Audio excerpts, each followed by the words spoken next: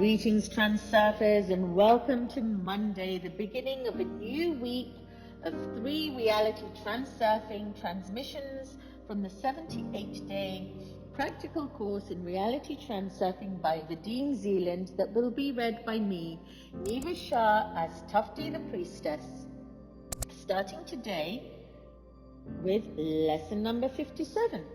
But before I begin, please subscribe to my channel and don't forget to hit the bell notification so that you are notified on Mondays, Wednesdays and Fridays.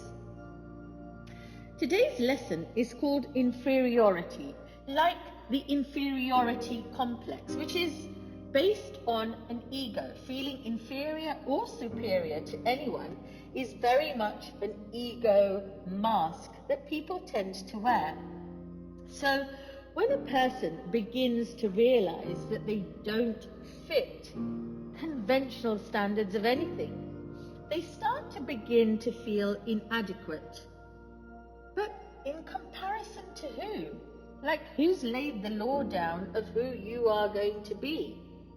I always say, be your unique self and be you, because that's the only person you need to compare yourself to.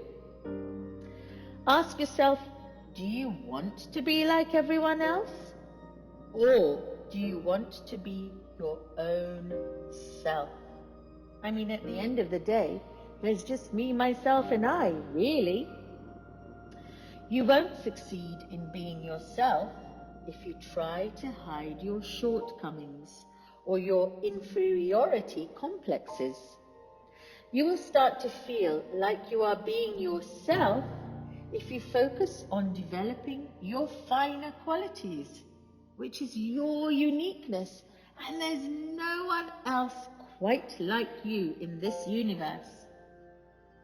So any inferiority you feel will be balanced out by your inherent merits. Charm can compensate for a lack of beauty. Self-confidence can compensate for any physical defects. The ability to listen can replace the inability to speak freely. There is just one piece of advice that I would give to anyone who suffers from being shy. Simply guard this quality for the treasure that it really is. Shyness will always have a certain mysterious charm to it, as long as you don't play it up into the luxury of being too cool. So what does this all mean?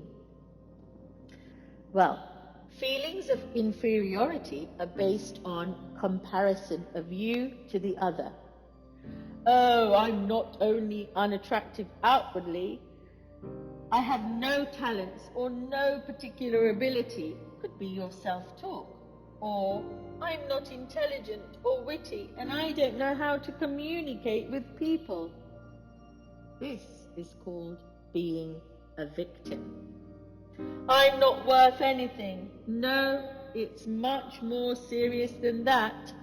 In fact, it's that I'm less than they are.